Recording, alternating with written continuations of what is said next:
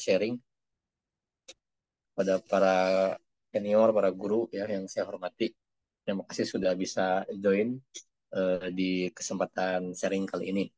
Eh, Mudah-mudahan nanti niat baik dari LP2M dan Rumah Jurnal untuk melakukan pendampingan penulisan artikel ini bisa bermanfaat ya bagi Bapak Ibu. eh, Konsep yang diberikan dari teman-teman panitia, jadi kita berbagi di sistematika artikel ilmiah. Kebetulan saya kebagian yang pertama dari mulai judul sampai dengan pendahuluan ya. Mudah-mudahan nanti waktunya cukup untuk bisa juga berbagi dan sharing terkait dengan tiga hal itu, dan nanti juga minta masukan, feedback ya dari Bapak Ibu yang tentunya lebih banyak juga pengalaman menulisnya ya. Jadi ini hanya sekedar berbagi saja, mudah-mudahan ada manfaat yang bisa didapatkan oleh kita semua. Baik, eh, tadi sudah disampaikan ya, sudah dikenalkan. Saya kebetulan juga di universitas sebagai apa namanya ketua sentra di RC, terus di fakultas di ketua jurnal, dan di prodi juga EIC ya untuk jurnal tadris kimia. Nah, sebelum ke sini saya ingin menyampaikan eh, satu hal yang mungkin ini beda. Sebentar, ini ya pas lihatnya ketukar dulu.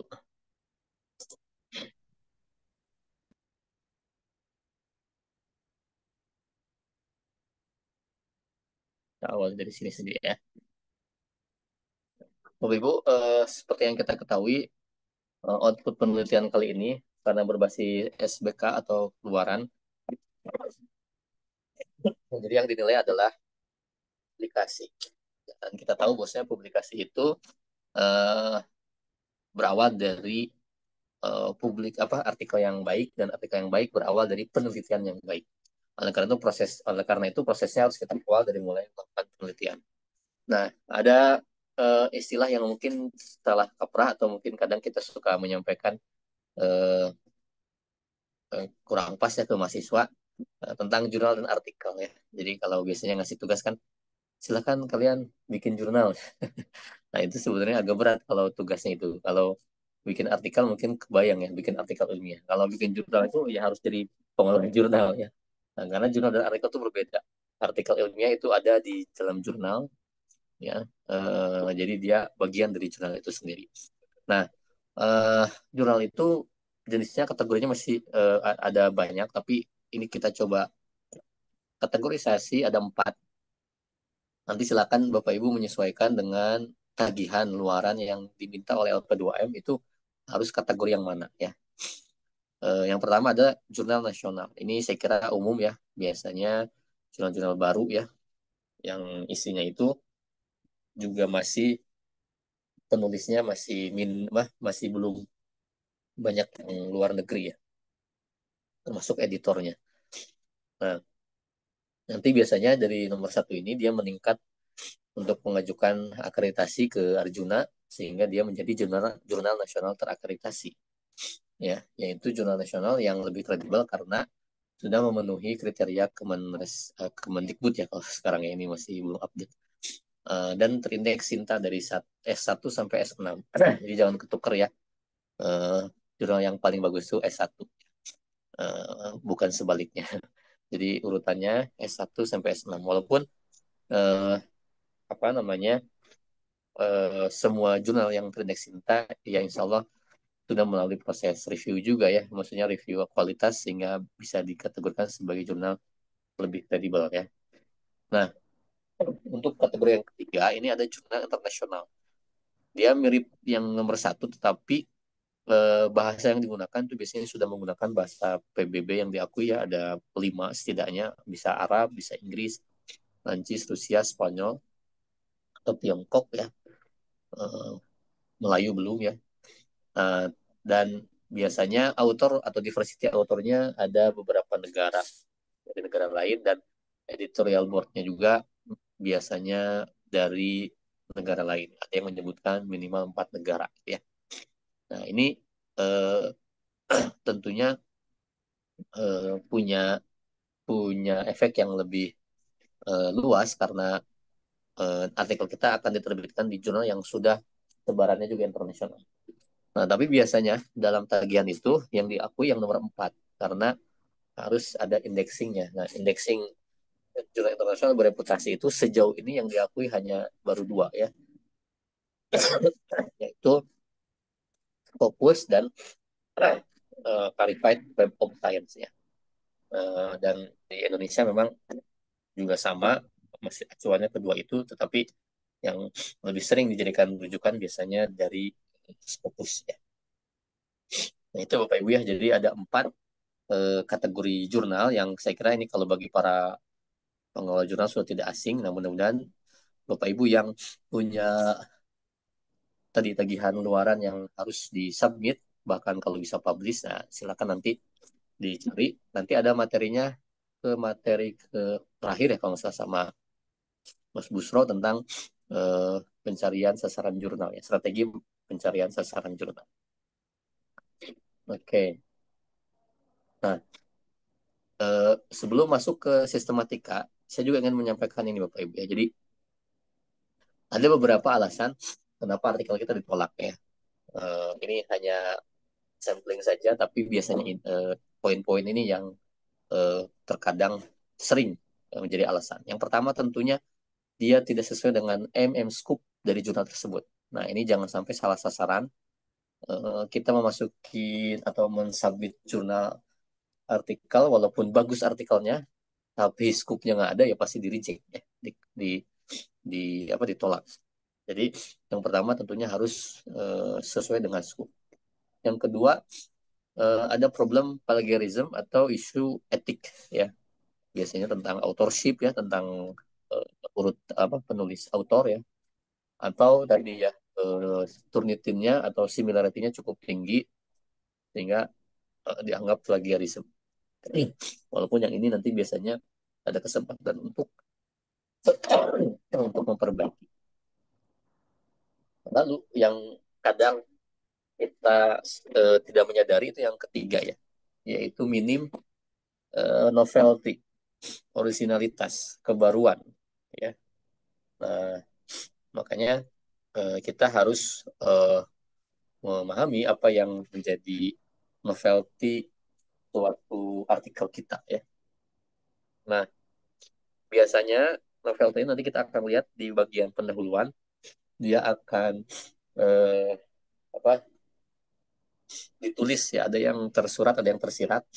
Misalnya kalau yang tersurat itu disebutkan kebaruan penelitian ini adalah bla bla bla seterusnya.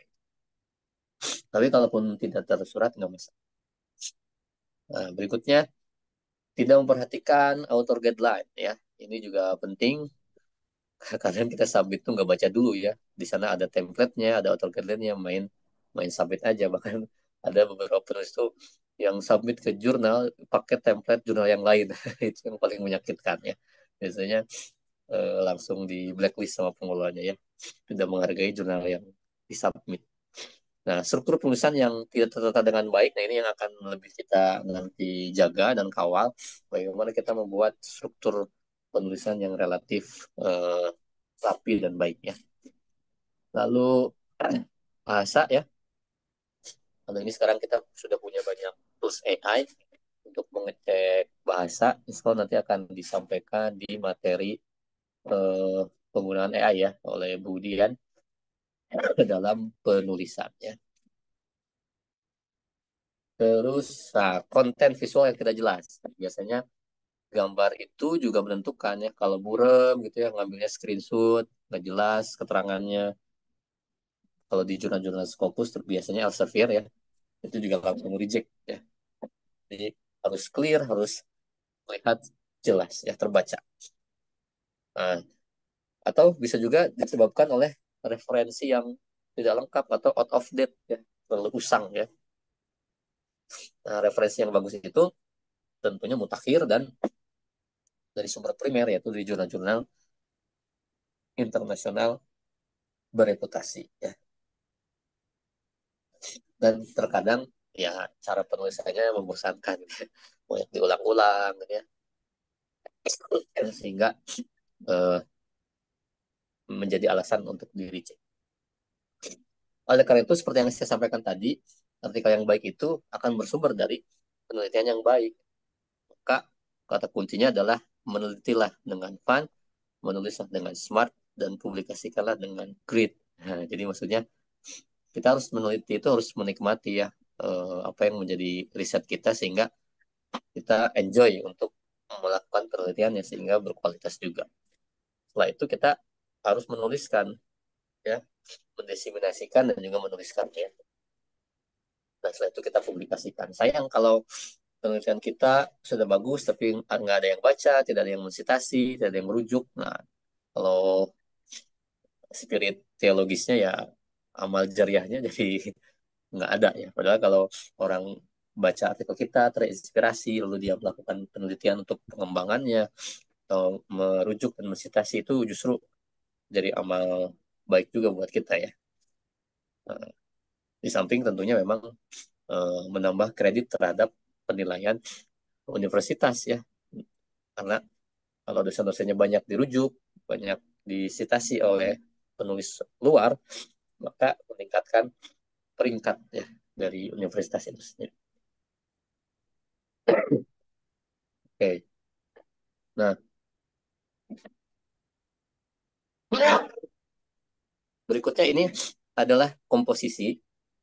Jadi sebelum kita bahas satu persatu, satu persatu bagiannya, kita coba lihat komposisi atau struktur artikel ya. Eh,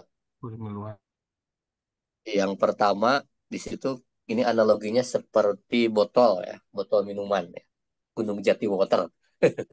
Nah, jadi itu kan tapi saya lupa pakai harusnya pakai itu ya foto Gunung Jati Water.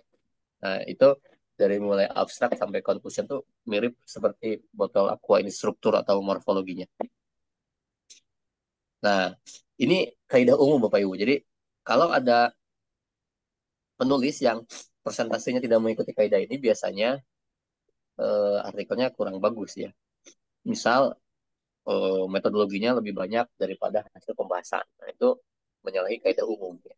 Jadi secara umum abstrak itu kurang lebih 5%, bulan itu 15%, metodologi 15%, hasil pembahasan 60%, dan kesimpulan 5%. Jadi dalam satu artikel itu yang harus paling banyak isinya adalah hasil dan pembahasan karena itu inti dari tulisan kita. Sehingga kalau disimulasikan misalnya artikelnya 10 halaman, nah berarti katakanlah pendahuluannya 2 halaman maksimum, metodologinya 1 halaman, gitu ya, kesimpulannya 1 halaman, sisanya itu hasil pembahasan mungkin bisa 4 sampai 5 halaman ya. Jadi kadang kita juga ngecek gitu kalau ada artikel masuk ternyata datanya nggak ada, pembahasannya nggak jelas ya, maksudnya hanya beberapa paragraf, itu biasanya dia akan di reject juga karena tidak memenuhi kaidah itu. Nah, yang akan kita bahas itu insya Allah untuk yang sisa saya ini hanya dua sebenarnya ya. Eh, abstrak dan pendahuluan, walaupun nanti saya tambah sedikit tentang afiliasi ya. Karena ini juga penting, afiliasi itu jangan sampai keliru juga ya. Sayang udah nulis, publish, tapi afiliasinya salah nulisnya. Jadi nggak masuk ke afiliasi UIN gitu ya. Seperti itu. Nah, eh,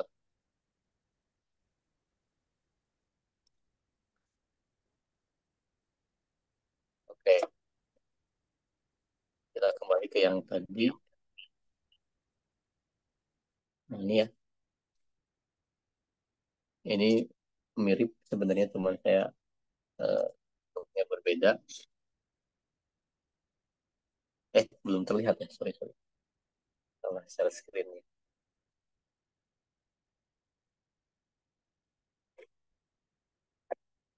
Nah, ini. Nah, ini kalau dalam penyajian yang berbeda, Bapak Ibu yang sistematika, yang warnanya merah itu adalah sub-sub judul yang harus ada dalam satu artikel. Ya, dari mulai judul, penulis, email, dan seterusnya sampai referensi. Sedangkan yang warna hitam limitasi, konflik interest, knowledgement, autobiografi itu biasanya tidak diwajibkan ya oleh jurnal tergantung jurnalnya. Sehingga nanti kita harus mengawal yang merah-merah ini nih, yang warna merah ini untuk bisa ditulis dengan baik. Nah, sedangkan untuk tahapan menulis sebenarnya tidak ada kaidah umum ya. Karena tulisan yang bagus itu adalah tulisan yang selesai.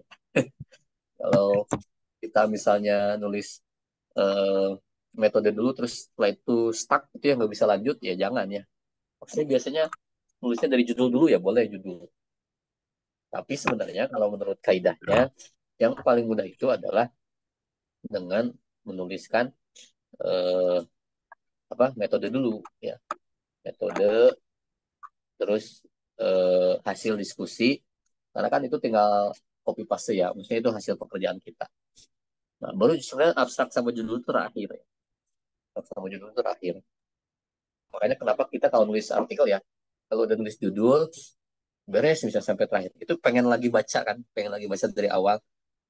Siapa tuh judulnya harus berubah biar lebih menarik. Makanya memang judul itu idealnya di akhir-akhir ya. Tapi sekali lagi, ini bukan kaidah bukan ketetapan ya. Jadi kalau nulis itu sekali lagi yang penting beres dan baik gitu ya, bukan harus metode awalnya. Tapi kalau sistematika itu pentingnya, dia harus ngikutin sistematika yang ada. Oke, berikutnya baru kita akan masuk ini tadi sudah. Nah, kita akan masuk ke bagian pertama yaitu judul. Bapak Ibu, judul itu setidaknya ada 3 jenis ya. Ada judul yang deklaratif, ada judul yang deskriptif, dan ada judul yang introgatif atau interogatif ya. Jadi deklaratif itu biasanya dinyatakan temuan atau kesimpulan utamanya dan mengandung PMR. Apa PMR itu? Atau PMR ya. Problem, method, and result. Ya, jadi biasanya dalam judul itu ada variabel masalahnya, ada variabel metodenya, ada variabel hasilnya. Misalnya ini contohnya kita berikan sistem pakar hukum waris Islam di Indonesia menggunakan algoritma forward chaining. Nah, maka di situ ada problemnya tentang hukum waris gitu ya, waris Islam. Hah? Lalu Yang eh, reguler. saya ingat dulu. Oke. Tuh jadi keklik. Nah, lalu hmm, metodenya adalah algoritma forward chaining gitu ya. Itu bisa menulisnya seperti itu. Nanti kan Bapak Ibu bisa ngasih contoh lain di bidang masing-masing ya. Sedangkan deskriptif itu menjelaskan subjek artikel tapi tidak mengungkapkan kesimpulan utama. Walaupun ini bukan contoh yang baik ya karena kayak misalnya kata-kata pengaruh dampak ini udah ketinggalan lah kata-kata ini. Jadi ini hanya sekedar memperlihatkan deskriptif itu seperti apa. Pengaruh dampak pandemi COVID ya terhadap ketercapaian karakter sosial dari generasi milenial. Sedangkan integratif ini yang agak jarang dilakukan oleh kita ya. Padahal di jurnal-jurnal bereputasi itu sekarang sudah banyak sekali jurnal-jurnal yang sifatnya pertanyaan gitu ya. Ya, tepatkah Omnibus Law diterapkan pasca pandemi COVID-19 misalnya? Itu pertanyaan. Eh, Dulu masih agak aneh gitu ya ketika penulis judul artikel tanda tanya gitu ya. Padahal sekarang sudah sangat biasa ya. Nah, lalu apa eh, key pointnya? Yang pertama, Bapak Ibu, judul itu harus dibuat rasa global ya. Walaupun misalnya penelitiannya lokal, tapi harus ada rasa globalnya dan hindari lokus yang terlalu spesifik. Kecuali memang lokus penelitiannya itu jadi kekhasan, jadi variabelnya ya. Ya kalau ini kan misalnya uh, new normal implementation in RT RW sampai ada harus RT RW-nya kan nggak usah sebenarnya. Terus uh, kalau yang kedua itu masih oke karena NTT ya. Nah, kalau yang boleh itu bisa kayak gini, Bapak bisa penelitian-penelitian yang tempat itu menjadi kekhasan, misalnya jadi variabel ya. Misalnya untuk yang biologi, oh, kekhasan flora faunanya di daerah mana gitu ya. Atau yang sosial tentang suku, eh, suku apa?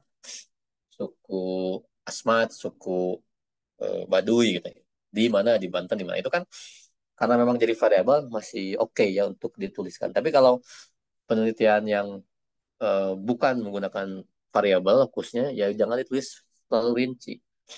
Nah, rinciannya ditulis di mana? Rinciannya ditulis di metodologi. Ya. Baru di metodologi itu harus jelas mungkin. Yang kedua, judul itu nggak boleh terlalu panjang, tapi juga nggak boleh terlalu singkat ya. Nah, dan dan bedakan dengan judul buku. Nah, ada yang mengatakan maksimal 15 kata untuk APA 2019 itu dulu mewajibkan 12 kata. Tapi lazimnya 15 lah maksimal ya. Jadi kita bisa ukur. Misalnya ini terlalu panjang nih. Analisis pengaruh kelonggaran sumber daya mekanisme tata kelola perusahaan dan ukuran kontur akuntan. Nah, bacanya aja capek ya. Panjangan gitu ya. Yang bawahnya kependekan penerapan antibiotik untuk bakteri. Terlalu general ya. Kurang menarik. Maka judul itu harus merepresentasikan isi artikel buat se-eye-catching mungkin sehingga pembaca itu jadi tertarik ya gitu. Atau mengandung kata-kata yang mempermudah pengindekskan. Jadi Bapak Ibu kan biar gampang disitasi itu kata kuncinya harus banyak yang dicari gitu. Dulu saya banyak neliti tentang misalnya media pembelajaran augmented reality. Nah, tahun 2016 itu masih jarang AR itu. AR itu. Nah, sekarang udah banyak ya Pak. Tapi ketika di judul itu kita masukkan AR-nya, ternyata banyak yang nyari Bapak Ibu. Jadi eh, banyak yang mensitasi juga. Nah, itu salah satu trik juga menggunakan kata-kata kunci yang mempermudah pengindeksan ya. Nah, beberapa jurnal itu kadang menghindari penggunaan kata-kata seperti brief, introduction, review, approach, comparative itu, tapi itu tidak berlaku umum ya, hanya beberapa saja. Nah, terus hindari juga singkatan. Kalau kalau yang sains, simbol, formula itu juga kalau bisa dihindari ya. Nah, itu Bapak Ibu kriteria untuk judul ya. Nah, mudah-mudahan nanti bisa ada sharing juga dari yang lainnya. Kalau ini sedikit aja karena sebenarnya nggak masuk ke pembahasan untuk penulis afiliasi korespondensi, tapi saya ingin memastikan Bapak Ibu, penulis itu nggak boleh ada gelar, tidak boleh disingkat, kalau hanya satu kata diulang ya, busro-busro gitu ya. Dan afiliasi boleh lebih dari satu, terutama Bapak Ibu misalnya yang lagi kuliah, pasca misalnya itu boleh afiliasinya lebih dari satu, dan nomenklatur yang standar ya. Nah, kalau bisa emailnya pakai email institusi, jangan pakai pribadi, Gmail, Yahoo, dan sebagainya. Ya, tapi sekali lagi, cara nulis afiliasi dan penulis itu biasanya ngikutin template dari jurnal yang dituju gitu ya. Nah, cuman saya ingin menegaskan, untuk afiliasi UIN, Bapak Ibu mohon semuanya menuliskan dengan kalimat UIN Sunan Gunung Jati Bandung ya. Jadi nggak jadi jangan lagi dipanjangkan Universitas Islam Negeri atau pakai bahasa Inggris Islamic State University. Jadi biar sama sesuai dengan nomenklatur yang ada di Scopus, itu nulisnya adalah UIN Sunan Gunung Jati Bandung ya. Jadi harapannya semuanya bisa mengikuti agar dokumen Bapak Ibu bisa menambah jumlah dokumen UIN Bandung di Scopus. Kalau nulis afiliasinya salah itu kadang nggak kehitung ya, nggak kedetek sama Scopusnya ya. Jadi mohon untuk diperhatikan. Kita masuk ke abstrak ya. Nah, abstrak ini adalah etalase artikel ilmiah. Jadi dia eh, apa namanya jendela ya. Setelah pintunya itu judul, nah, maka etalasenya adalah abstrak. Bahkan Scopus itu biasanya yang mengutamakan hanya dua aja, judul sama abstrak. Kalau judul abstraknya bagus, asumsinya bagus juga, walaupun juga belum tentu ya. Tapi biasanya mereka bukan hanya, mereka sering kali mengecek kualitas artikel tuh dari dua hal ini. Nah, abstrak itu harus disajikan secara padat ya, Dan jenisnya juga banyak, ada informatif, ada indikatif, deskriptif atau topikal, dan ada terstruktur. Nanti kita lihat contohnya Bapak Ibu ya. Dan jelas Bapak Ibu, sekarang itu lagi juga tren abstrak-abstrak terstruktur. Ya, nanti kita lihat contohnya ya. Jadi dia lebih memudahkan penulis dan pengelola untuk mengetahui sistematika abstrak, komponen abstrak itu kan eh, apa namanya, harus harus menyesuaikan dengan kaidah umumnya ya. Nanti kita lihat ya, ada tujuannya. Nah, ini di bawahnya nih. Setelah yang ini ya, kalau kata, jumlah kata rata-rata 200 sampai 250 lah, maksimal di 250. Yang 500 sebenarnya jarang ya, kebanyakan. Misalnya 250 kata.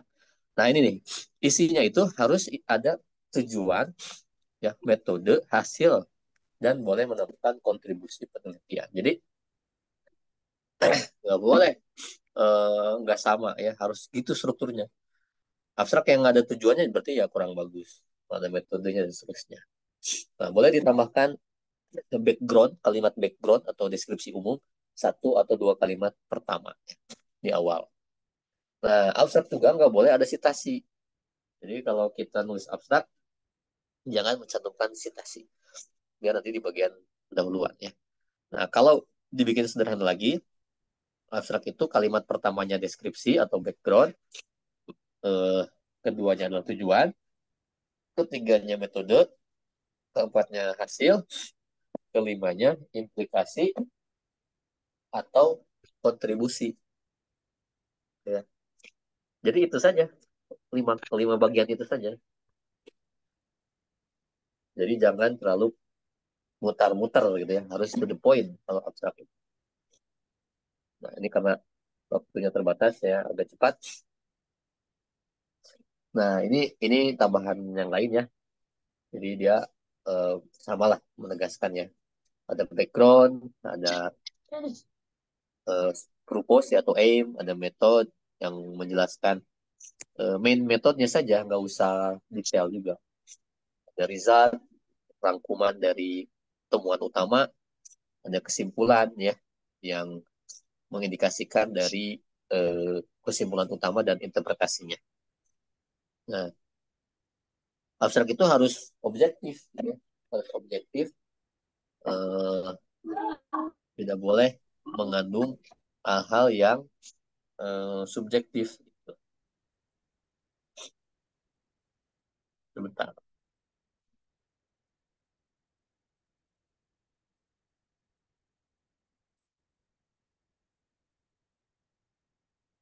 Nah,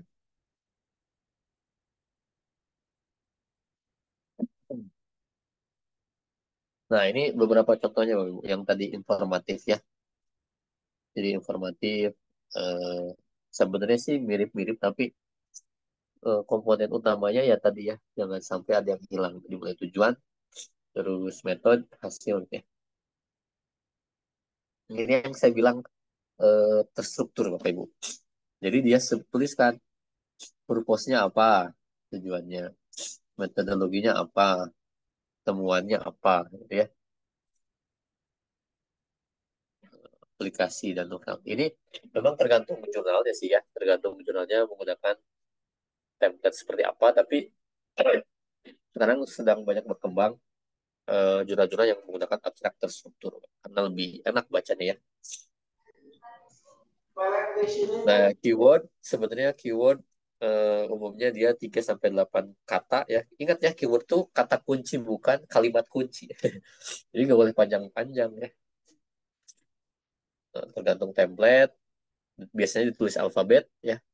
Dan cari yang mudah dideteksi oleh mesin pengindeks ya. Ada beberapa gaya ya. Gaya pertama dia merekomendasikan keyword itu diambil dari judul, dari kata yang ada dalam di judul ya. Tapi ada juga yang nggak harus gitu ya. Jadi sekali memang tergantung jurnalnya. Cuman umumnya dia suka mengambil dari judulnya.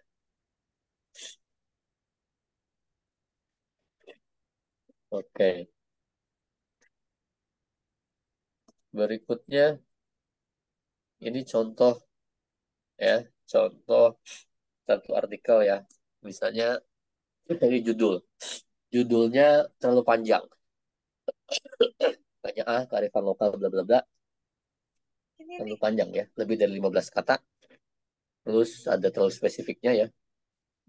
Nah, terus ini nggak ada afiliasinya. Dari mana departemennya dan seterusnya. Abstraknya ada deskripsi singkat. Ya sudah ada masalah. Tapi tujuannya nggak ada. Tujuan sama metode nggak ada di contoh abstrak ini. Temuannya ada. Dan ini belum diurus secara alfabetis. Ya, ini contoh aja Bapak Ibu bagaimana eh, satu abstrak dan struktur eh, di awal-awal ya artikel yang masih perlu di masih perlu di apa diperbaiki. Nah, ini juga sama, tapi yang ini lebih global ya. Apalagi, nah ini kok Indonesia boleh-boleh karena Indonesia kan negara yang luas jadi tidak terlalu spesifik. Udah ada afiliasinya, terus emailnya juga affiliate, terus ini ada deskripsi, ada problem, ada tujuannya ya. This to the aim, ya, to penelitian ini bertujuan ya, to reveal dan seterusnya. Ini berarti sudah ada. Metode ada, hasil juga muncul dan berurut sudah alfabetis. Jadi kalau dibandingkan yang kiri dan kanan lebih bagus yang kanan ya. Kalau kita ambil contoh dua ini maka kita apa namanya bisa eh, memberikan catatan utamanya seperti itu. Nah, terakhir pendahuluan ya. Pendahuluan ini eh, ada dua, ada yang sederhana, yang simple, ada yang detail. Tapi keduanya itu akan berisi tentang poin-poin yang sama. Misalnya paragraf pertama itu ada latar belakang, fenomena, fakta, data, dan masalah. Paragraf keduanya ada eh, apa preview study ya, penelitian terdahulu, juga state of the art ya, apa namanya related work ya. Biasanya minimal 5, tapi makin banyak makin bagus Pak Ibu. Nah, sekarang udah ada AI, seperti itu lebih mudah ya. Jadi jadilah sama kemudian ya gimana dicari referensi yang bisa banyak untuk pendahuluan. Yang ketiga harus ada paragraf berikutnya harus ada gap. Gap peneliti ya. Gap itu apa? Gap itu apa yang belum dikerjakan oleh orang lain kita kerjakan. Itu gap ya. Jadi eh, kan kita menginventarisir tuh penelitian yang dulu apa aja. Nah, ternyata ada nih yang belum terelaborasi. Nah, itu kita lakukan. Nah, itu namanya gap ya. Dan novelty. Nanti gap itu akan menghasilkan suatu kebaruan atau novelty. Nah, sedangkan yang detail itu bisa paragraf satu misalnya ada uraian global tentang latar belakang, penelitian terdahulu, ada literatur review, ada temuan-temuan sebelumnya, dan juga tadi sama ya. Jadi sebenarnya mirip lah, cuman nanti cara nulisnya ada yang detail, ada yang simple. Nah, ini contoh, misalnya dulu ketika kita bikin artikel tentang AR untuk pembelajaran tajwid. Di sini ada kalimat pengantar awal tentang eh, apa namanya tentang media pembelajaran gitu ya. Lalu harus kreatif, harus efektif, efisien dan menyenangkan. Penggunaan multimedia teknologi yang bisa eh, terus berkembang ya sejauh ini dan di paragraf berikutnya baru baru setelah itu masuk ke variabelnya tentang AR, tentang AR, apa itu AR dan seterusnya dan banyak penggunaannya sampai untuk sholat, wudhu, ya maksudnya media pembelajaran ya bukan untuk sholat wudhunya. Jadi ketika kita belajar tentang huruf hijaiyah itu bisa juga ternyata pakai media AR gitu ya. Nah ini penelitian-penelitian yang sudah pernah ada gitu. Nah, apa yang belum ada yaitu tentang tajwidnya, belajar tajwid. Nah itu adalah gap dan novelty penelitian kita. Jadi sebutkan dulu penelitian sebelumnya tentang apa gitu, baru setelah itu kita sebutkan kebaruan kita. Ini contoh lain, oh ini masih lanjutannya ya. Ini lanjutannya masih tentang PR dan ya, itu sebenarnya Bapak Ibu beberapa keyword ya kata kunci untuk judul sampai dengan abstrak. Nanti metode dan selanjutnya itu akan eh, di apa namanya dilanjutkan oleh pemateri yang lain. Terakhir Bapak Ibu, sebelum mungkin merespon beberapa hal yang ditanyakan, nah ini ada checklist ya. Sebenarnya checklist untuk memudahkan Bapak Ibu ngecek apakah artikel kita sudah sesuai atau belum ya. Nah, jadi sudah kita buatkan checklistnya. Nah, pertama misalnya judul ya. Judul maksimal 15 kata, udah belum? Nah, kalau udah checklist, kalau belum berarti revisi. Tidak mengandung sikatan dan tidak ada kepanjangan. Oh, udah oke, checklist. Mengandung unsur PMR ya, problem, method, result. Tidak mengandung lokus yang spesifiknya. Ini beberapa checklist untuk judul ya. Dari sekian banyak itu setidaknya itulah yang harus jadikan pedoman. Terus penulis nggak ada gelarnya, baik itu akademik maupun non akademik. Lalu eh, tidak disingkat ya. Terus eh, apa nih? Ya tidak berulang ya. Kalau kalau kata kalau penulisnya satu kata harus diulang gitu ya. Afiliasinya sudah sesuai kan nulisnya UIN Sunan Gunung Jati. Kalau misalnya ada departemen boleh tuliskan departemen, tapi yang UIN-nya harus tulis seperti itu. Menggunakan email lembaga ya. Abstrak ada tujuan, ada metode, ada hasil dan maksimal 250 kata, tidak mengandung sitasi. Nah, ini juga penting. Terdiri dari satu paragraf. Nah, jadi nggak boleh dibuat beberapa paragraf ya. Hanya satu paragraf. Terus eh, tidak mengandung sitasi, oke, ya udah itu dia. Kata kunci 3 sampai 8 ya. Ditulis secara alfabetisnya gampang lah ya. Nah, pendahuluan sudah ditulis dengan jelas, didukung oleh fakta. Ada 5 penelitian sebelumnya ya, related works-nya, ada gap-nya, ada pembedanya, dan ada tujuan juga kontribusi penilaian. Sebenarnya nanti gap itu ke novelty ya, nyambungnya ke situ sebenarnya. Nah itu barangkali Bapak Ibu ya, nah dibenarnya jangan lama-lama. Kalau lama-lama juga bosan ya.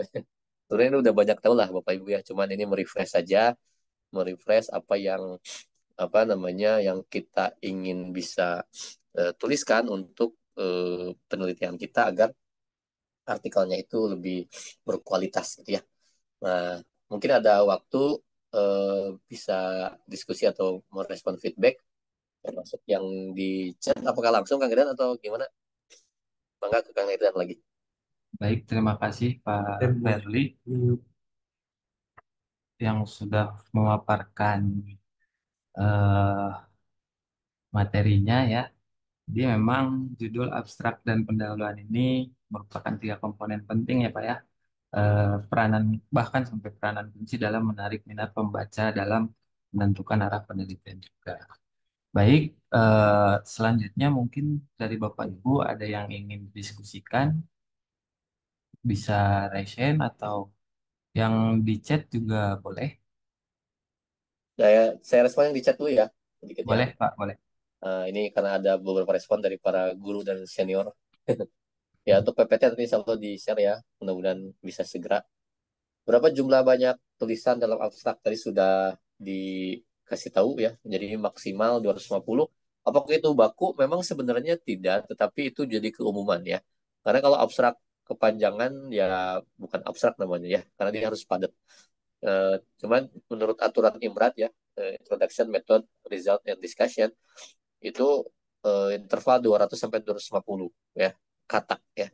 Jadi itu maksimumnya. Makanya selain komposisinya harus betul ya, ada tujuan, metode, hasil dan kontribusi juga jumlahnya jangan kebanyakan. Makanya harus to the point, tidak tidak panjang gitu ya, muter-muter dan sebagainya. Terus materi tadi sudah ya. Apa checklist juga boleh nanti checklist yang checklist tadi nanti kita selesaikan dulu ya strukturnya mungkin sampai yang paham dan nanti setelah itu kita share juga dengan materi ya. Checklist itu membantu Bapak Ibu untuk mengecek komponen-komponennya sudah ada atau belum ya. Karena kalau yang materi berikutnya Pak apa Budian sama Pak Busro itu lebih kepada pemanfaatan atau pembahasan di luar artikel ya. Nah, untuk yang sistematikanya mungkin hari ini diselesaikan, nanti setelah itu kita share materi dan checklistnya. Sementara itu ya respon yang dari chat, Mangga kalau ada lagi yang mau disampaikan. Ya, boleh Bapak Ibu. Barangkali ada yang mau didiskusikan lagi.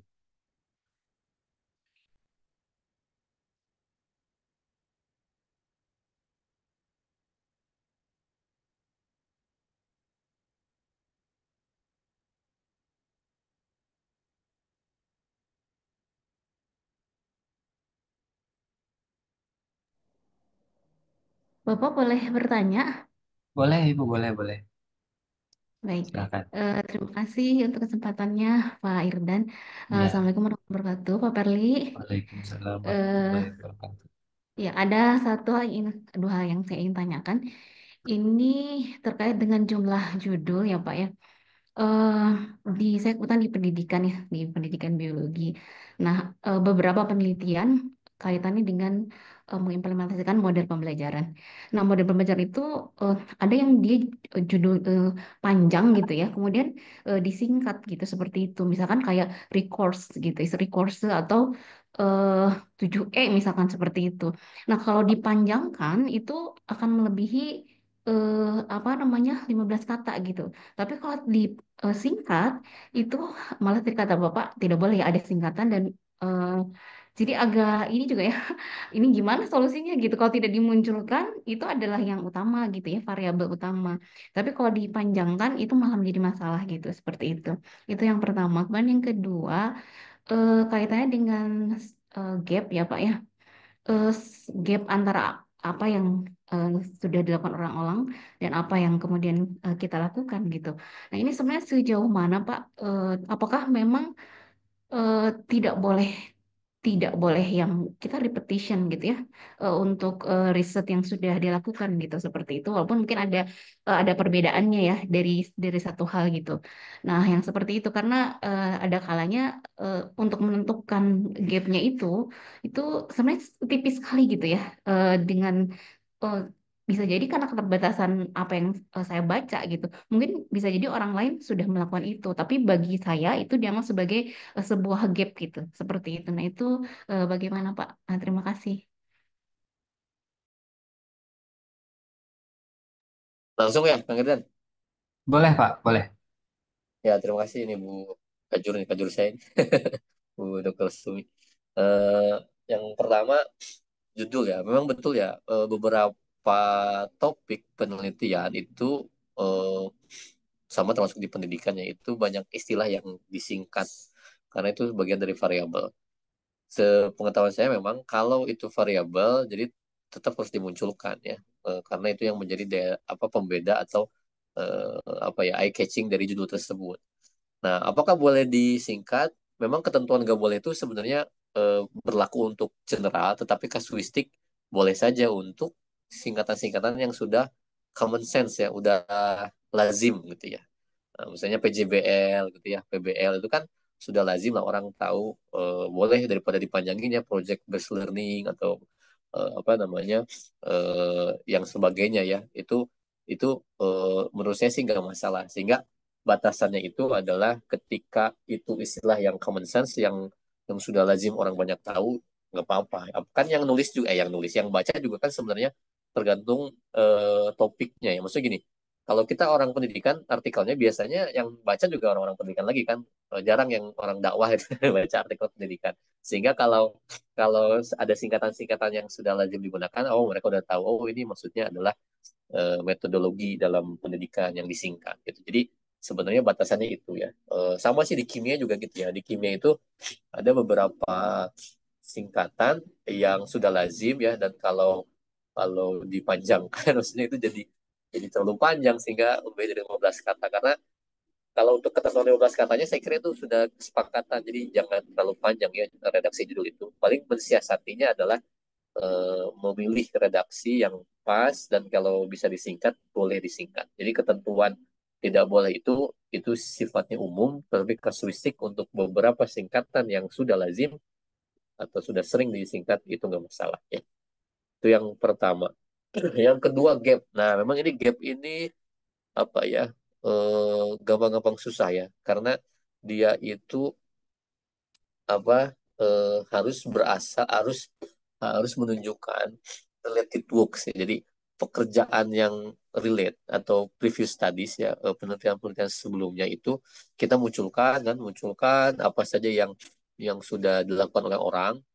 Nah, lalu kita memilih apa yang belum dikerjakan oleh orang itu sesuai dengan sebenarnya sih lebih ke subjektivitas menurut kita ini tuh orang belum melakukan atau ini bedanya eh, apa namanya yang menjadi pembeda dengan artikel orang lain.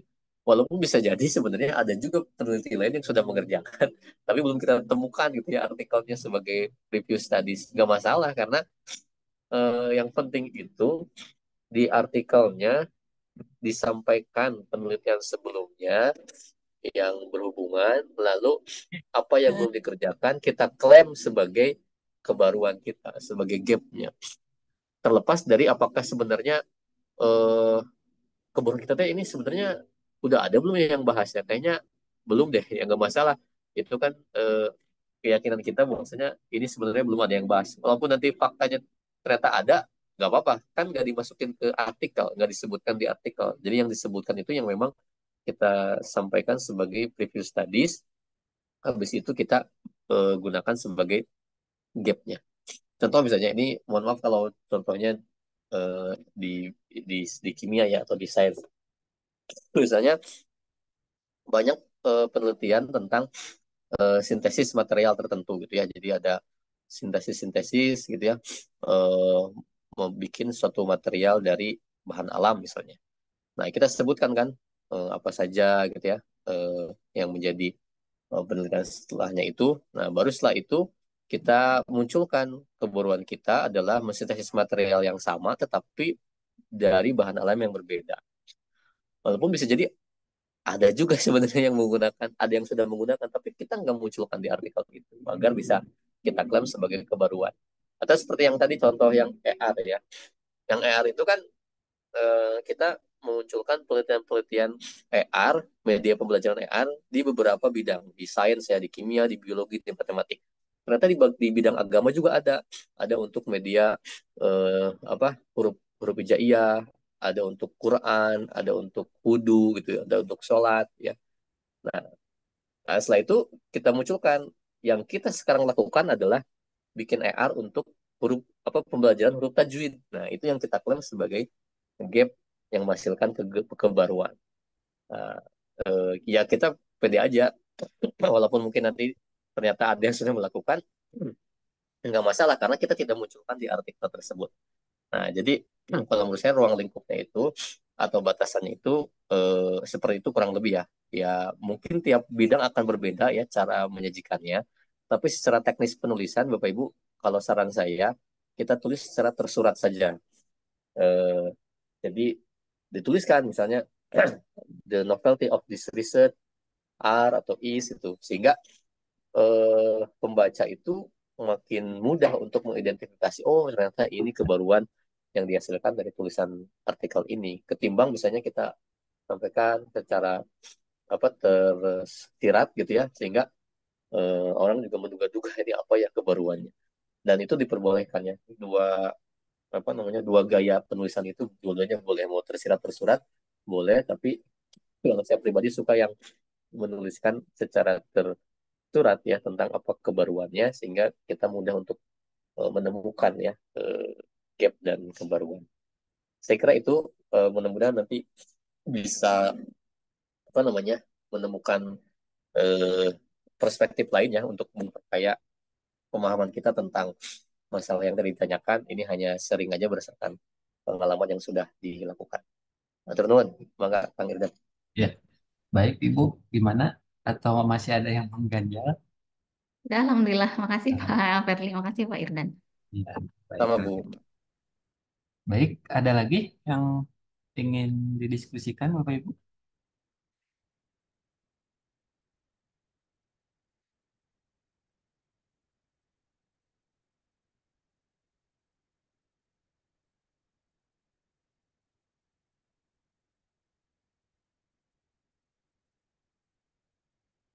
Tidak ada?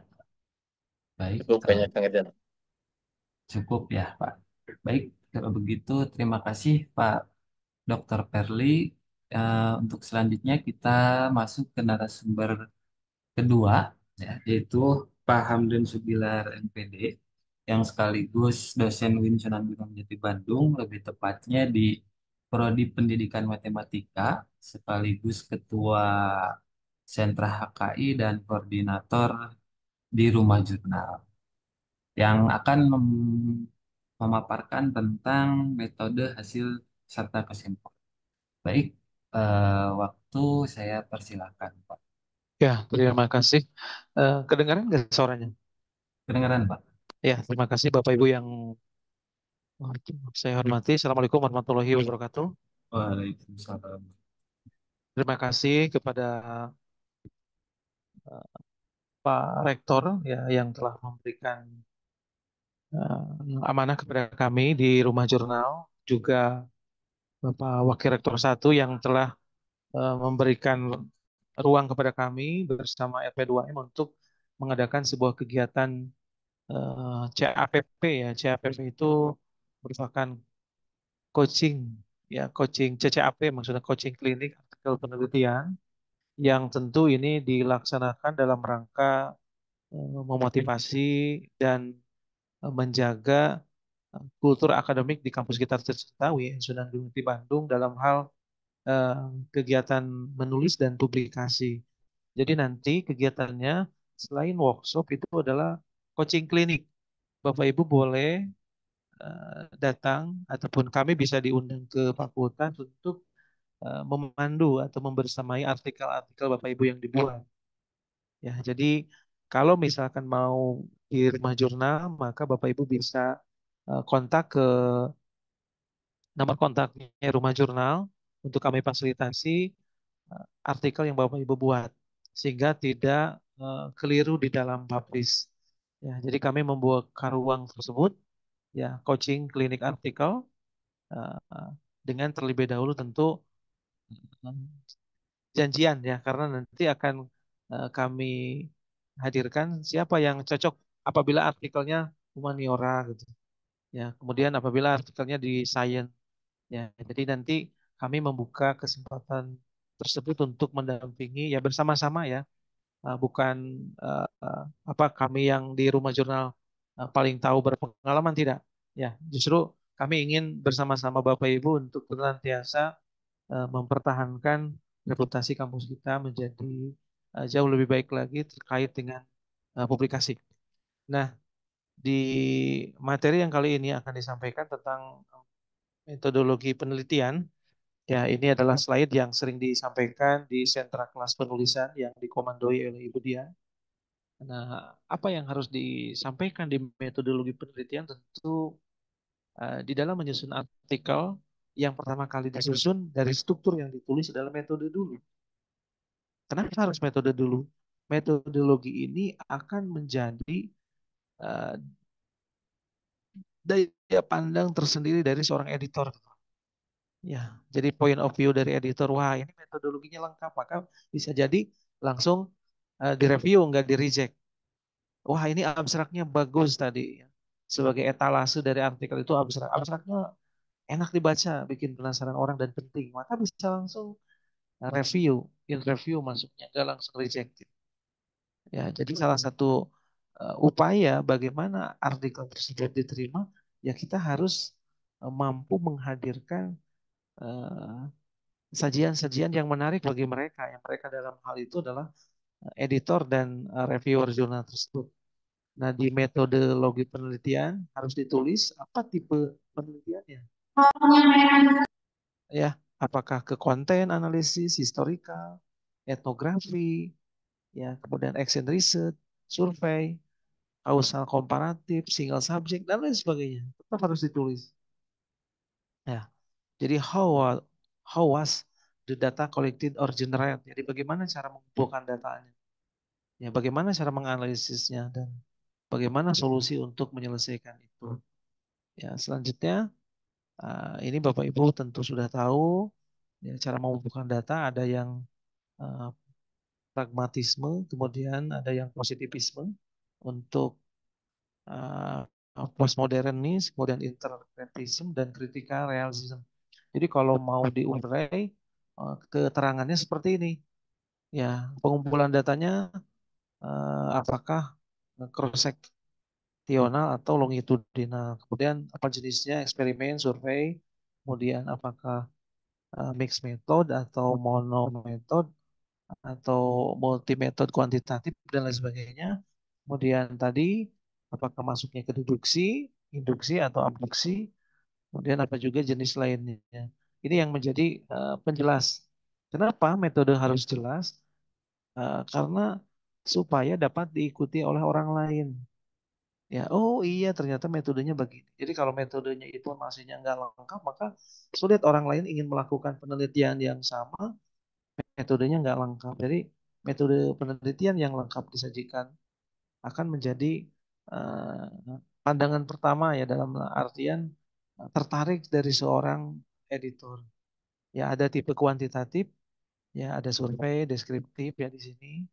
Ya apa ada juga kualitatif, content dependent finding by evaluating all subject, the predicate. Jadi di kualitatif ini tentu eh, hasilnya dapat berupa hasil kajian atau hasil pengembangan teori ya, atau tadi masuknya kemana? Apakah grounded teori, etnografi, analisis konten, deskriptif dan lain sebagainya. Itu harus dipaparkan secara jelas. Kemudian eh, ada lagi tentang metodenya, apakah mixed method? Kalau mixed method itu juga ada jenisnya. Apakah convergent parallel design seperti begini? Kuantitatif kualitatif dilakukan bersama, kemudian dibandingkan dan diinterpretasi. Atau explanatory sequential design. Kuantitatif dulu, kemudian di follow up, lakukan kualitatif dan interpretasi. Atau kualitatif dulu, kemudian dikembangkan dan kuantitatif. Semua ini bagi editor itu senang apabila metode yang disajikannya tersaji dengan lengkap. Bagus juga pakai bagan seperti ini. Kuantitatifnya data mana yang dilakukan, kualitatifnya data mana, kemudian dibandingkan. Nah, ini pengumpulan datanya ya. eh, Tadi yang sudah disampaikan ada kualitatif interview, fokus group, fotografi, case study, literatur. Jadi fokus group juga sudah menjadi bagian dari riset kualitatif. Kuantitatifnya ya, ada survei, secondary data dan lain sebagainya. Nah, tip menulis. Nah, di sini tip menulis. Nah, jelaskan metodenya yang tadi sudah disampaikan. Narasikan ataupun sajikan dengan sebuah flowchart. Ya, bagaimana penelitian itu dilakukan atau langkah-langkahnya. Lokusnya di mana, pengumpulan datanya seperti apa, menganalisanya seperti apa. Jadi kalau menganalisanya menggunakan SPSS, ya apa saja yang dia digunakan di SPSS itu. Tidak hanya pengolahan data dengan SPSS, tapi dijelaskan SPSS apa saja. Ya, satu misalkan eh, apa di statistik inferensianya menggunakan regresi. Ya, kemudian apakah ada uji perbandingan ya dengan konfirmin atau bagaimana ya atau deskriptif datanya disajikan dalam bentuk grafik dan lain sebagainya. Kemudian siapa respondennya? Ya, siapa yang objek pewawancaranya? Apabila mengambil sampelnya 9 orang misalkan ya untuk kualitatif, 9 orang itu punya alasan. Ya, kenapa 9 orang? Ya, misalkan dari kelompok tinggi, sedang, rendah, ngambil tiga-tiga. Itu ada teori-teorinya. Apa yang dilakukan untuk menjawab rumusan masalah? Itu metodologi itu dalam menjawab dari rumusan masalah yang kita buat. Nah, ini contohnya ya. Jadi metodologinya disajikan secara lengkap, detail, ada flowchart dari langkah-langkah penelitiannya. Atau bisa jadi ini sebagai kerangka berpikir gitu. Ya, bisa kerangka berpikir disimpan di metodologi sehingga nanti pembaca tertarik. Oh iya, ya reviewer dan editor juga tertarik. Maka step dari penelitian ini memang dilakukan dengan Ya, ada riset artikel, riset sistematik artikel review, ada kalau mau sistematik artikel review ya ada cara menulis metodenya ya seperti ini. Kemudian apa bedanya kalau systematic review menggunakan protokol penulisan artikel review, kalau tradisional review tidak menggunakan protokol. Jadi menggunakan protokol itu bisa dikatakan sebagai rambu-rambunya, ya sebagai pedomannya. Oh, saya menggunakan systematic review-nya menggunakan metode Prisma atau Publish and Virus, ya, kemudian atau juga dengan post Word dan lain sebagainya. Penulis merupakan tim peneliti dan terdapat kriteria yang jelas artikel yang akan direview dan dapat direplikasi.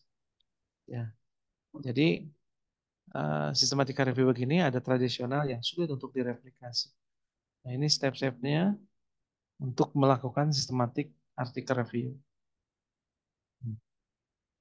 Nah, ini sumbernya ada ya.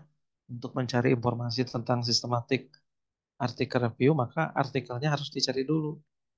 Di ScienceDirect, di PubMed, JL, MDVI, Tanpolin, dan banyak sekali.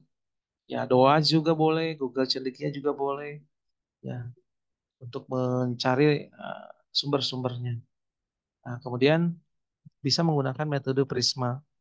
Ya, jadi metodenya menggunakan metode Prisma, ada diagram Prisma seperti ini. Sehingga ketika ngambil datanya jelas, ya terfilter gitu. Oh, jumlah data keseluruhannya tentang riset ini ada 1.000. Maka kan kita nggak mungkin nge, nge 1.000 yang terkait sekali ya. Maka di filter sehingga ada berapa yang terkait. Ini contoh Prisma, kemudian ada review artikel ya. Nah, ini ya. Jadi kalau mau pakai metodenya systematic article review juga ada metode-metodenya. Ya. Nah, ini ke sini ke file terakhir di metodologi melanjutkan dari hang on 1 ya. Jadi ada sebuah aktivitas bagaimana cara mengumpulkan naskah artikel.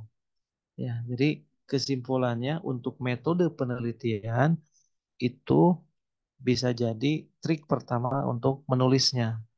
Bukan dari judul kalau menulis. Ya, kalau riset kan dari judul apa masalahnya. Ya, kalau dari menulis metodenya. Nah, agar metode yang disajikan komplit, clear, ya eh, bisa diikuti oleh orang lain dan memenuhi kriteria. Kenapa? Karena pandangan pertamanya, wah ini metodenya jelas, berarti risetnya jelas. Itu yang menjadi daya tarik dari penyampaian metode secara lengkap. Kemudian eh, ke result and discussion. Ya.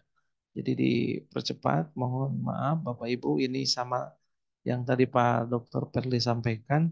Kita semua tentu sudah berulang kali mengikuti kegiatan menulis ini. Ya, ini mereview ya, mereview jadi berbagi sharing terkait dengan kegiatan menulis. Ya, tadi coaching klinik yang dilakukan itu bersama LP2M dan Rumah Jurnal eh, itu draftnya sudah jadi Bapak Ibu ya. Ya, jadi artikelnya sudah jadi, kami dampingi. Ini mau kemana nih cocoknya? Publish. Nah, itu yang dimaksud. Result and discussion dan konklusi ini menyajikan hasil dan pembahasan.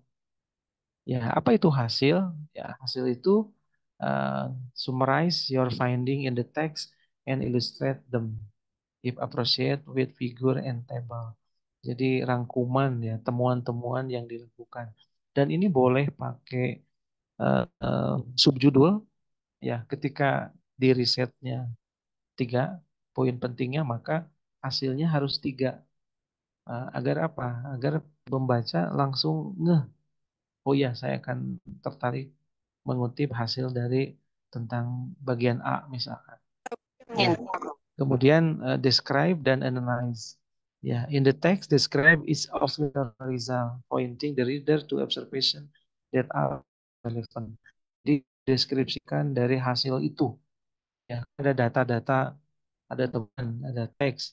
Ya, kemudian dideskripsikan sampai jelas. Kemudian dianalisis. Mengapa? Ya, mengapa kok bisa seperti itu? Bisa disandingkan dengan riset-riset terbaru sebelumnya yang terkait. Ya, meringkas data dari eksperimen tanpa mendiskusikan implikasinya. Jadi di hasil itu ya hasil, ya tabel-tabel dulu. Ya, bisa tabel, grafik, foto. Pilih bentuk yang paling informatif bagi pembaca. Ya, misalkan disajikan dalam diagram. Diagramnya juga yang menarik, bisa pakai tabel atau file yang 3D atau dibagaimanakan. Ya. Kemudian pilih bentuk yang paling informatif, ya gitu. Ya, infografik ya. Jadi kalau misalkan nanti hasilnya tersebar di seluruh provinsi Jawa Barat, maka sajikan dalam tabel itu ada kota-kota di sebuah map misalkan. Data dalam tabel tidak dipublikasikan di gambar atau grafik. Data dalam tabel tidak diduplikasikan di gambar atau grafik. Jadi tidak double. Di gambar ada, di grafik ada. Salah satu saja. Wah, ini menariknya di gambar, maka gambar. Menariknya di grafik, maka grafik. Gambar dan tabel harus dinomor secara terpisah. Dan dihidupkan kembali. Berdasarkan nomor tabel nomor satu. Nah, itu yang sering lupa kadang-kadang. Karena editor itu langsung ngecek. Ya, ada gambar satu, tapi gambar satu nggak ada keterangannya. Maka bisa jadi sebagai dasar untuk mereject. Ya, oh, ketika nyari di find ya, di searchingnya figure one. Maka ada. Oh, berarti ya. Jadi antara gambar dengan keterangan deskripsinya sesuai. Setiap gambar dan tabel harus memiliki judul atau penjelasan, memuat legenda untuk menjelaskan simbol. Ya, seperti tadi yang sampaikan, gambar atau tabel sedapat mungkin bersifat self-explanatory. Ini apa ini tentang self-explanatory? Dalam tabel pun harus beri lebar. Ya, jadi kalau di grafik itu eh, mana kolomnya, mana tabelnya, maka dikasih keterangan. Ya, ini kemudian checklist riset Rizal ya. Penulis telah menyelesaikan pengumpulan data dan menganalisis. Nah, ini ditandai, khawatir nanti di Rizalnya ada yang keliru. Nah, apakah penulis telah memasukkan semua hasil? Iya. Penulis telah secara ringkas dan objektif melaporkan setiap hasil? Iya. Penulis telah menyatakan apakah setiap hipotesis didukung atau disangkal. Kemudian mohon hati-hati apabila ada gambar yang Bapak Ibu ambil dari sumber internet. Itu sumbernya harus disantumkan. Dan juga dicantumkan di daftar pustaka atau referensi. Apabila ngambil misalkan cuplikan dari website atau dari foto channel YouTube, hal itu juga sama. Ya, jadi semua muanya yang kita ambil dari sumber orang lain ataupun website harus dicantumkan. Selanjutnya ke pembahasan. Ya, apa bedanya pembahasan? Ya, pembahasan merupakan interpretasi what do the result mean ya. Apa yang interpretasi dari sebuah hasil yang kita peroleh maksudnya. Kemudian berimplikasi mengapa hasilnya seperti itu. Ya. Jadi berdasarkan tabel 1 diperoleh hasil seperti berikut uraikan. Ya, dukung dengan teori.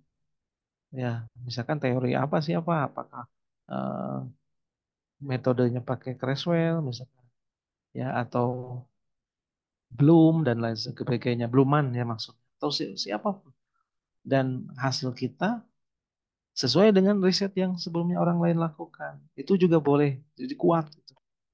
Ya, sehingga pembahasannya sudah sesuai dengan uraian dari hasil tersebut. Ya, ya. Jadi discussion itu bisa jadi ringkas temuan utama, berisi interpretasi, diskusikan implikasinya seperti apa, akui adanya batasan dan berikan saran. Dan biasanya terkadang editor ingin em, membaca secara cepat hasil dan pembahasan, maka sajikan satu paragraf terakhir sebelum simpulan. Ya, berdasarkan hasil dan pembahasan yang telah disampaikan, bahwa penelitian ini begini begini begini hasilnya begini. Itu itu bisa jadi daya daya tarik editor dan pembaca untuk memuat atau mengcopy hasil, ya, mengutip hasil yang kita sajikan, ya. Hmm. Nah, ya, kalau mau ada juga checklist discussion, pembahasannya di discussion. Kemudian tip tip menulis hasil pembahasan.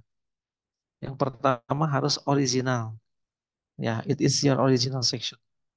Jadi ini merupakan bagian yang murni hasil dari penelitian kita. Kedua, explain your finding, jelaskan temuannya, hasil eksperimennya, seluruh hasil dari penelitian secara lengkap dan jelas. Ya, lebih baik jika if you write this part, ya, jadi menulis bagian systematically in accordance di subbab itu, dan jangan lupa antara alat dengan hasil pembahasan harus sesuai, ya, jangan sampai di abstrak hasilnya ada tiga poin, di uraian hasil 2 poin. Nah, itu yang kadang lupa, eh, eh, yang kamu kutip di reference tuh, ya. Jadi tentu harus memuat citasi yang nanti disampaikan di referensi, dan jelaskan juga implikasi dan kontribusi. Nah, itu yang ditulis di paragraf akhir itu biasanya. Ya, implikasi dan kontribusi dari riset ini adalah sebagai berikut. Dan simpulan, Bapak Ibu sudah tahu apa itu secara umum. Di sini dari pembahasan tentang pembagian warisan, ini memang judulnya warisan, disimpulkan sebagai berikut. Tipe-tipe simpulan ada yang poin begini, ada yang paragraf, ya, yang jelas dari beberapa sumber di simpulan itu tidak lagi memuat angka, tapi sudah interpretasi, ya. Jadi sudah memuat interpretasi. Simpulan jawab, summarize and result. Ya, jadi intisari dari penelitian, refleksi. Kemudian kontribusi pengetahuan baru. Jadi di paragraf terakhir itu bisa tulis, ya, keterbatasan peneliti dan rencana untuk penelitian selanjutnya harus bagaimana. Ya. Nah, ini ada catatan, conclusion is not summary, ya. Jadi konklusi itu bukan singkatan, tetapi uraian pokok dari penelitian yang kita lakukan yang terkait dengan masalah dan hasil. Ya, jangan mengulangi dari abstrak. Ya, tetapi kalimat-kalimatnya tentu disajikan secara secara lengkap lagi, ya, beda dengan abstrak. Dan ini yang lain-lainnya. Nah, ini referensinya. Gunakanlah sebuah referensi kalau di artikel jurnal itu lebih dari 25 atau 30, ya.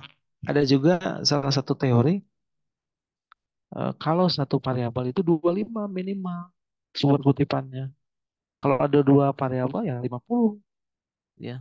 Semakin banyak variabel di judul, maka idealnya harus banyak lagi sumber-sumber referensi terkait. Nah, ini pelengkapnya ada acknowledgement, ada conflict of interest, dan author biografi. Kadang ada juga minta begini di jurnal-jurnal Scopus. Ya, apakah ucapan terima kasihnya kepada siapa? Kemudian apakah ada conflict of interest dari artikel yang dibuat? Kemudian biografi masing-masing, plus perannya. Penulis pertama perannya apa?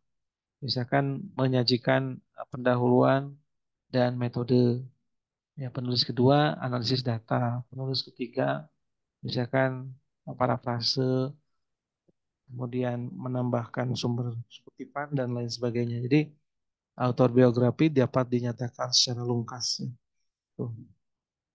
Ini acknowledgement, ya. Contohnya penyandang dana, terima kasih, menulis sebagai orang pertama dan lain sebagainya. Ya. dan autor biografi ya ini. Jadi autor biografi ini penting sebagai informasi kepada tim jurnal juga kepada pembaca tentang peranan di dalam penulis tersebut. Terima kasih atas segala perhatiannya. Assalamualaikum warahmatullahi wabarakatuh. Waalaikumsalam warahmatullahi Waalaikumsalam warahmatullahi. Baik, terima kasih Pak Hamdan ya, pemaparan yang sangat luar biasa. Kemudian bagi Bapak Ibu, silakan barangkali ada yang ingin didiskusikan. Kalau terkait materi nanti di-share linknya ya Bapak Ibu. Kemudian nanti ada link daftar hadir yang sekaligus akan ada sertifikat gitu. Baik, ada yang ingin didiskusikan Bapak Ibu? Silakan.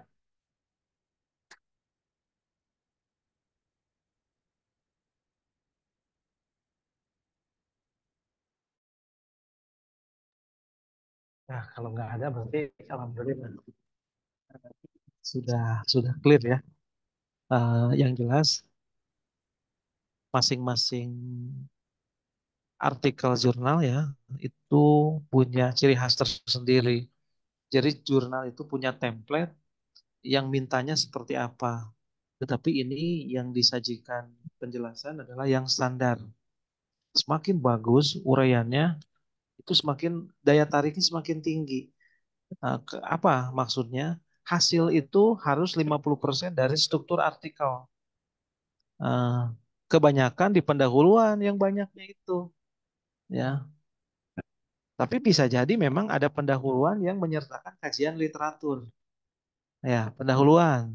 Terus kajian literatur. Nah, itu untuk menguatkan landasan teori. Karena bisa jadi hasil penelitian ataupun artikel yang disajikan beda-beda persepsi. Loh kok ini hasilnya begini? Nah, makanya disajikanlah studi literatur. Ya, oh iya memang ini menggunakan ini. Ya, kalau di sosial kan bisa jadi dinamis ya. Kenapa kau begini? Kenapa kau begini? Kenapa kau begini? Ya, jadi sajikan dulu saja. Untuk yang pertama sebagai poin penting di dalam menulis hasil dan simpulan, metode juga sama. Dulu ya, saya ingin lengkap dulu, tetapi tidak hanya nasi. Ya kan biasanya di hasil itu narasi, terus mana ini ide-idenya? Nah, jadi harus ada ide gagasan yang dikemukakan dan biasa akhir. Oh iya, ternyata ini yang dimaksud itu ini narasi semua ya dari hasil oh narasi kemudian tabel nggak dijelaskan tabelnya, nggak dihidupkan artinya. Ya berdasarkan tabel 1, nah itu kan harus hidup, harus bunyi katanya. Ya, dan tidak hanya membaca tabel. Ya, kalau digabung antara hasil dan pembahasan. Jadi langsung saja. Berdasarkan tabel 1 dinyatakan bahwa rata-rata hasilnya adalah 2. Mengapa 2? Interpretasi dari penulis disampaikan. Ya, secara internasional ataupun data umumnya nilai sikap itu berada pada rentang 2,3. Tapi kita 2. Kenapa? Nah, itu yang ingin dicarinya. Ya, jadi selain ada tabel, kemudian tabelnya diinterpretasi juga diberikan pemaparan murni original dari peneliti. Ya, itu. Jadi gagasan terkadang hasil pembahasannya terlalu luas. Nah, saya artikelnya pada orang bingung ya, editor bingung ini artikelnya mau kemana ini di hasil. Hasilnya sangat komplit. Ada 5 poin atau 6 poin. Nah, agar fokus bagi 2 hasilnya. Ya, artikel 1 tentang A 1 sampai 3, 4, 5, 6 jadi artikel 2. Ya. Karena apa? Karena editor reviewer itu ingin sebuah artikel itu spesifik gitu. Bukan komplit. oh iya ini nih spesifik. Jadi banyak yang ngutip, banyak yang nyari. Terkadang kalau kita nyari eh, di kata kunci tren masalah pendidikan itu nggak ketemu. Maka kata kuncinya tambahkan itu. Ya, kalau mahasiswa kan sedang nyari judul gitu ya, pasti nggak nyarinya tren masalah-masalah penelitian matematika misalkan atau pendidikan matematika. Makanya di kata kunci tambahkan. Jadi kalau artikel kita ingin dikutip banyak, kita buat aja artikel yang memang mereka butuhkan. Ya, kalangan terdekatnya kan mahasiswa kita. Apa sih yang dicari mahasiswa itu? Oh, model-model pembelajaran ataupun masalah-masalah penelitian yang kita sajikan di artikel yang kita buat.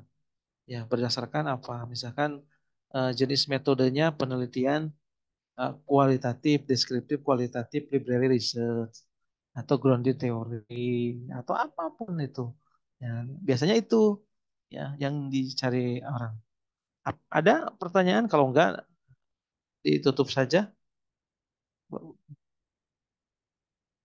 Ya, Enggak, Bapak karena Ibu, enggak ada. kegiatan selanjutnya kami Rumah Jurnal membuka coaching ya Bapak Ibu apabila ada yang ingin ya ingin ada bantuan untuk submit ya kami mengarahkan ke jurnal-jurnal yang qualified. Khawatir nanti Bapak Ibu submit ternyata jurnalnya tidak qualified ataupun judulnya jurnal internasional tapi bukan internasional ataupun internasional yang jauh lebih baik daripada Sinta. Lebih ke Sinta daripada ke zona internasional yang memang belum apa namanya terindeks internasional. Ya, jadi apalagi bayarnya mahal dan lain sebagainya. Maka kami apa namanya bersedia untuk membantu Bapak Ibu untuk mensubmitkan ke jurnal-jurnal yang qualified. Ya, bisa dari Scopus misalkan cek Simago. Ya, bisa dari WOS, bisa Clarivate ataupun uh, jejaring-jejaring lainnya yang kami bisa informasikan. Itu yang disampaikan dari saya. Terima kasih Bapak Ibu semua sudah membersamai. Semoga kita ikhtiar kita bersama agar uh, hasil riset itu mempunyai impact yang luar biasa bagi pengembangan ilmu dan kebutuhan masyarakat. Tentu salah satu upayanya adalah lewat publikasi. Terima kasih. Assalamualaikum warahmatullahi wabarakatuh. Waalaikumsalam warahmatullahi wabarakatuh. Baik, Bapak Ibu, kalau tidak ada, mungkin kita cukupkan sekian ya untuk sesi 2 ini, yang mana nanti untuk selanjutnya ada sesi ketiga, lebih tepatnya tanggal 29 ya. Tapi nanti kalau misalkan ada perubahan nanti di kembali. Dan kemudian bagi Bapak Ibu yang memang di lain kesempatan ada yang ingin ditanyakan bisa langsung ke rumah jurnal atau bisa menghubungi eh, nomor rumah jurnal. Ya. Baik, terima kasih Bapak Ibu. Mudah-mudahan dengan menghadiri sesi ini Bapak Ibu bisa lebih semangat ya dalam menulisnya dan memberikan banyak manfaat juga, khususnya buat saya pribadi juga ya, karena memang masih kadang suka bingung gitu, Pak, dalam memilih judul aja suka kadang bingung judul yang menarik itu yang kayak gimana. Alhamdulillah dengan mengikuti ini ada pencerahan lah meskipun itu sedikit. Gitu. Baik, terima kasih Bapak Ibu. Sebelum ditutup, mohon untuk izin foto bersama dulu. Boleh, Pak Ken.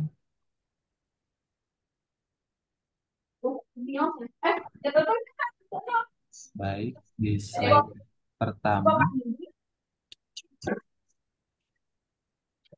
satu, dua, tiga.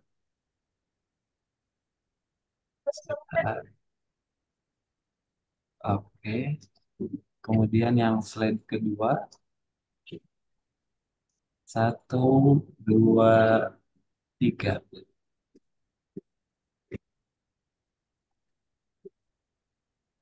Oke, sama satu lagi slide ketiga, satu, dua, tiga. Oke, sudah Pak.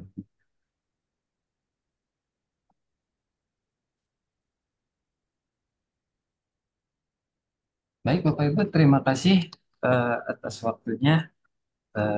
Saya selaku moderator izin undur diri dan semoga kita semua diberikan kesehatan oleh Allah.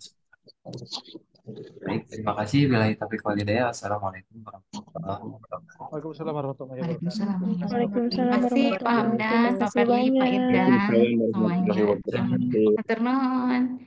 Terima kasih.